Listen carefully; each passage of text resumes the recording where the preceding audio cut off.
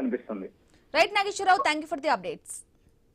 Telangana cabinet లో మంత్రివర్గం పలు కీలక నిర్ణయాలు తీసుకుంది. ఇక మంత్రి ఉత్తమ్ కుమార్ రెడ్డి మీడియాతో మాట్లాడుతున్నారు. లైవ్ ద్వారా చూద్దాం. ధాన్యం కొనుగోలు చేసినము. భారతదేశంలోనే 29 రాష్ట్రాల్లో యాసంగి పంటలో ఇంత ప్రొక్యూర్మెంట్ ఏ రాష్ట్రంలో కూడా ఎప్పుడు కూడా జరగని విషయం కూడా నేను మనవి చేస్తున్నాను. మరి మిగతా రాష్ట్రాలతో పోలిస్తే కేంద్ర ప్రభుత్వం మనం రాష్ట్రం నుంచి తక్కువ పర్సెంటేజ్ ధాన్యాన్ని సేకరించడంపై మంత్రుల సమావేశం ఆందోళన వ్యక్తం చేసింది. రాష్ట్రంలో పండించిన మొత్తం ధాన్యాన్ని కొనుగోలు చేయాలని కేంద్రానికి డిమాండ్ చేస్తున్నాము. కేంద్రం నిర్ణయించిన విధి విధానాల ప్రకారం రాష్ట్రంలోనూ పంట ఉత్పత్తులను కొనుగోలు చేయటానికి రాష్ట్ర ప్రభుత్వం సిద్ధంగా ఉంది. భవిష్యత్తులో కూడా రైతులకు ఇబ్బంది లేకుండా పంట ఉత్పత్తుల కొనుగోలుకి కేంద్రం నిర్దేశించిన కోటాను అనుసరించాలని నిర్ణయం తీసుకున్నాం. ఇకపై కేంద్రం ఏ పంట ఉత్పత్తులకు ఎంఎస్పి నిర్ణయించి కొనుగోలు చేస్తుందో ఆ పంటలను అంతే కోటాలో రాష్ట్ర ప్రభుత్వం తరఫున కొనుగోలు చేయాలని నిర్ణయం తీసుకున్నాం. వానాకాలం సీజన్కు రాష్ట్రానికి కేటాయించిన ఎరువుల కోటాను వెంటనే విడుదల చేయాలని కేంద్రానికి విజ్ఞప్తి చేస్తున్నాము. రైతులు ఇబ్బంది పడకుండా ఎరువుల కోటాను విడుదల చేయాలని ఇప్పటికే పలుమార్లు కేంద్రానికి మా గౌరవ మంత్రివర్యులు తుమ్మల నాగేశ్వరరావు గారు అనేక మార్లు లేఖలు రాశారు. కేంద్రం వెంటనే ఎరువుల కోటాను విడుదల చేయాలని త్వరలోనే ఢిల్లీకి వెళ్లి మరోసారి విజ్ఞప్తి చేయాలని ఈరోజు నిర్ణయం తీసుకోవడం జరిగింది. మన రాష్ట్రంలో ఉన్న రామగుండం ఫర్టిలైజర్ కార్పొరేషన్ కంపెనీలో ఉత్పత్తి అవుతున్న యూరియాలో అత్యధిక కోటా మన రాష్ట్రానికే కేటాయించాలని డిమాండ్ చేస్తున్నాం. ఇక్కడ నుంచి ఏ మధ్యప్రదేశ్కో బీహార్కో పంపించకుండా మన రాష్ట్రానికే ఇక్కడ యూరియాను కేటాయిస్తే రవాణా ఖర్చులు కూడా తగ్గిపోతాయి. ఎరువుల కొరత సమస్య కూడా ఉత్పన్నం కాదు. ఇదే విషయాన్ని మరోసారి కేంద్ర ప్రభుత్వం దృష్టికి తీసుకెళ్లి మన రైతుల తరఫున ఒత్తిడి పెంచాలని నిర్ణయం తీసుకున్నాం.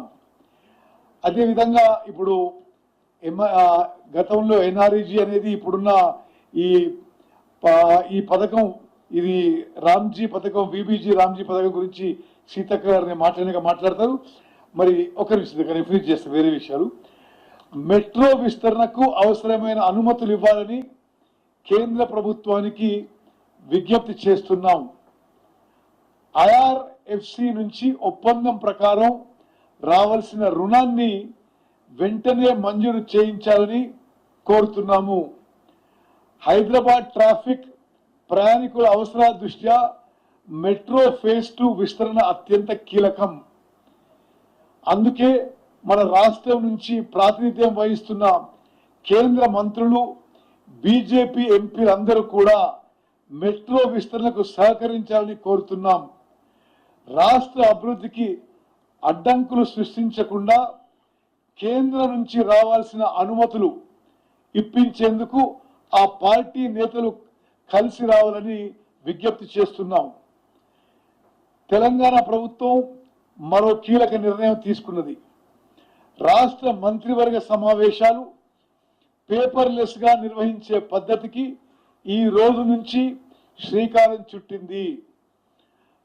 ముఖ్యమంత్రి రేవంత్ రెడ్డి గారి అధ్యక్షత జరిగే కేబినెట్ సమావేశాలు అన్నింటికీ ఇకపై తెలంగాణ డిజిటల్ కేబినెట్ గా నిర్వహిస్తారు. ఈ రోజు ఐటీ విభాగం తరఫున మంత్రి శ్రీధర్ బాబు గారు ముఖ్యమంత్రి డిప్యూటీ సీఎం మంత్రులందరికీ స్పెషల్ ట్యాబ్లని అందజేశారు. డిజిటల్ క్యాబినెట్ అమలు తీరును కూడా అందరూ స్వయంగా పరిశీలించారు. ఇకపై ఈ బుక్ ద్వారానే క్యాబినెట్ సమావేశం ఎజెండా, నోట్స్ అన్ని మంత్రులకి అందుబాటులో ఉంచుతారు. పేపర్లెస్ గవర్నెన్స్ లో భాగంగా తెలంగాణ డిజిటల్ క్యాబినెట్ అమల్లోకి తీసుకొచ్చినట్లు తెలియజేయటం ఆనందంగా ఉంది. ఇకపై కాగితాలతో పని లేకుండా డిజిటల్ విధానంలో క్యాబినెట్ మీటింగ్లు జరుగుతాయి. ఈ నెల 21వ తారీఖున దేశమంతటా నీట్ పరీక్ష జరగనుంది. రాష్ట్రంలో దాదాపు 2008 పరీక్షా కేంద్రాల్లో 2,95,000 మంది విద్యార్థులు ఈ పరీక్ష రాస్తున్నారు.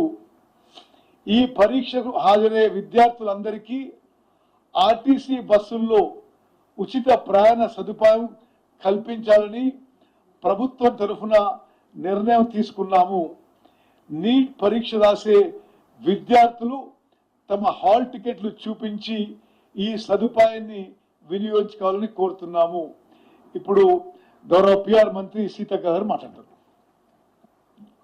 మీడియా సోదరులకు నమస్కారం. అదేవిధంగా పెద్దలు గౌరవనీయులు సోదర మంత్రులు ఉత్తమ్ కుమార్ అన్న గారికి, అదేవిధంగా తుమ్మల అన్న గారికి, ఎమ్మెల్సీ శంకర్ నాయక్ గారికి, సోదరులు మీడియా సోదరులందరికీ నమస్కారాలు తెలియజేస్తూ, దాదాపుగా మరి 2005లో వచ్చినటువంటి మహాత్మా గాంధీ గ్రామీణ ఉపాధి హామీ పథకాన్ని తూట్లు పడవాలనేటువంటి లక్ష్యంతో బీజేపీ ప్రభుత్వం వచ్చిన నాటి నుంచి ఆ చట్టాన్ని ఎత్తివేయాలనేటువంటి లక్ష్యంతో పనిచేయడం జరుగుతుంది.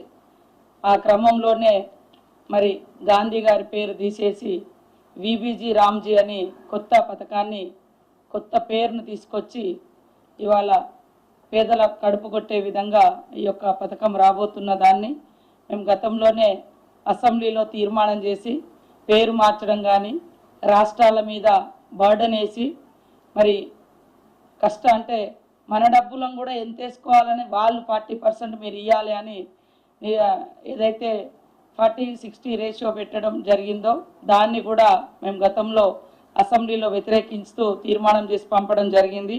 అయితే ఇప్పుడు కేంద్ర ప్రభుత్వము మరి జూలై 1 వరకు నోటిఫికేషన్ ఇచ్చి ఈ కొత్త చట్టాన్ని అమలు చేసే విధంగా ఆమోదం తెలపాలని ఒత్తిడి చేస్తున్న నేపథ్యంలో మరి ఈరోజు ఇన్ఫార్మల్గా జరిగినటువంటి క్యాబినెట్లో ఈ యొక్క కొత్త చట్టం గురించి డిస్కస్ చేస్తే మరి ముఖ్యమంత్రి గారు సహచర క్యాబినెట్ సోదరుల సమక్షంలో ఒక సబ్ కమిటీని వేయడం జరిగింది. ఈ కమిటీలో గౌరవనీయులు ఉత్తమ్ కుమార్ రెడ్డి గారు, అదేవిధంగా గౌరవనీయులు తుమ్మల నాగేశ్వరరావు గారు, గౌరవనీయులు వెంకటస్వామి గారితో, వివేక్ వెంకటస్వామితో మరియు నేను పంచాయతీరాజ్ శాఖ మంత్రిగా కమిటీ వేయడం జరిగింది. ఈ సబ్ కమిటీ ఆధ్వర్యంలో దేశంలో వివిధ రాష్ట్రాల్లో మరి ఆయా ప్రభుత్వాలు ఏ రకంగా ముందుకెళ్తున్నాయి, ఆ చట్టాన్ని ఆమోదించడం మూలంగా రాష్ట్రం మీద పడేటువంటి భారము ఇప్పటికే మనం చూస్తూ ఉన్నాం. మరి 2 ఫోటోలు క్యాప్చరింగ్ కూలీల గతంలో ఎప్పుడు కూడా ఫొటోస్ తీసే విధానం లేదు. క్రమక్రమంగా అంటే కూలీల సంఖ్యను తగ్గించే విధంగా గంటలు అక్కడ పనుల కాడ ఉండేటట్టుగా పోగానే ఒక ఫోటో తీయాలి, మళ్ళీ వచ్చేటప్పుడు ఒక ఫోటో తీయాలి. ఫోటోల కోసం కూడా చాలా ఇబ్బంది పడుతుంది. ఇట్లా ఒత్తిడి చేస్తూ ఉన్నారు.